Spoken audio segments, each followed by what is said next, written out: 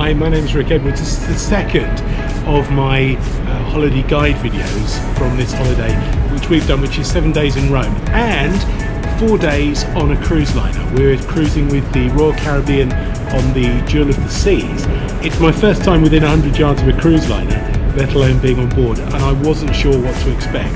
So I thought I'd put together a short video which showed you some of the sights of the ship which you might not have seen in some of the other guide videos, and also gives you some tips on some ways you can save money and save some time.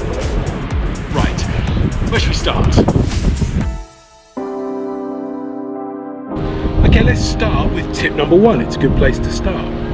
Watch the videos. Now, I'm not going to do you a ship's tour because people like Hoffman's Happy Travels, Port Monkeys have done excellent guided tours of the ship you're going to go on. Watch them, learn them, and when you get on board, just spend a half hour or so orientating yourself with your ship. Do a walk around, find the places which interested you from those videos.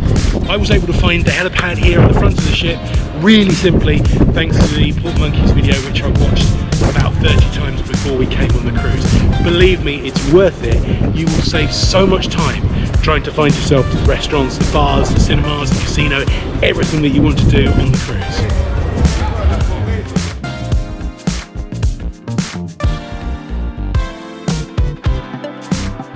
Okay, tip number two, read the paperwork. Every day on your bed you'll get a copy of the cruise compass. It's not just the daily newspaper. There are drinks offers in there, there are food dining offers in there.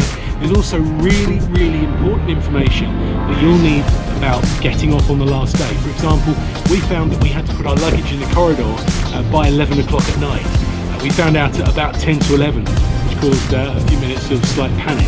But there is really important information in there. It's not just some note paper or scrap paper or some marketing blurb. Read the paperwork.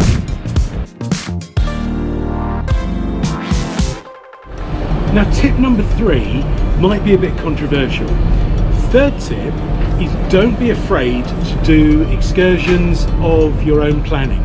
Now, we saved a fortune by not going on the Royal Caribbean trips that had been pre-arranged, but perhaps getting a transfer into Marseille or walking from the Ajaccio harbour straight into town.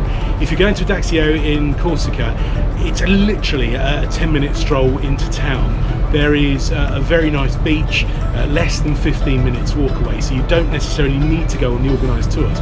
However, the caveat is, if you go on one of the agreed Royal Caribbean tours, then you are guaranteed to get back onto the ship. If you make your own way into one of the towns that you stop at and you miss the connection back and you miss the sail away time, then that's it, you're stuck. If you go on one of the agreed Royal Caribbean tours, then you are guaranteed to get back onto the ship. They'll actually hold the ship for you, hold a tender to make sure that everybody gets back. We had a bit of a drama yesterday where there was over a 2-hour delay with a tender coming back from Nice, getting back onto the ship. Obviously that was not going to be a problem. There were nearly 2,000 people waiting to get back on board. But it meant there was peace of mind rather than if we'd done our own thing there. But you can save a fortune, especially on the tours where you can walk from the ship straight into a town centre.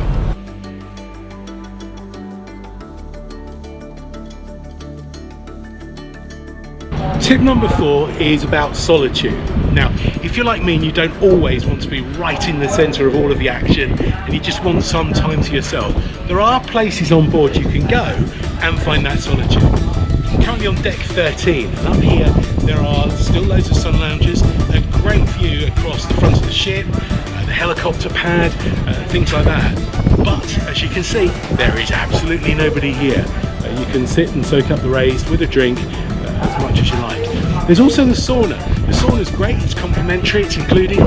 There is also the steam room as well, and again, I've had 4 or 5 saunas while I've been on board, and I think I've met 3 people in there other than myself.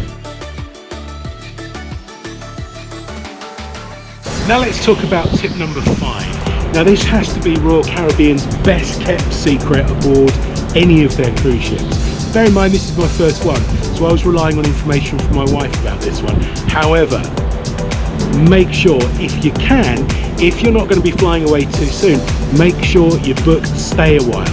You're only looking at about $25, I think the price is for that, but it means that on the last day you're not rushing to get off at 7 o'clock in the morning or something like that, and you have most of the ship to yourself. Look, here I am, it's about 10 o'clock in the morning and there is nobody here. You can use the pool, the gym, you can use some of the restaurants again when they open, the bars reopen again about 10, 11 o'clock, and you can stay on board until about 3:30 in the afternoon. Our flight leaves Rome tonight at around 8, so it means that we can stay on board, we can get some food, we can get some drink, we can freshen up before we take our transfer to the airport to fly home. Stay a while, make sure you book it. Tip number 5, and an absolute belter. So, there you go. 5 things I wish I'd known before I cruised with Royal Caribbean, and you do now. Let me know if you think it was useful in the comments below, and you never know, if I can save up for another cruise, I might do another video. But for now, happy cruising!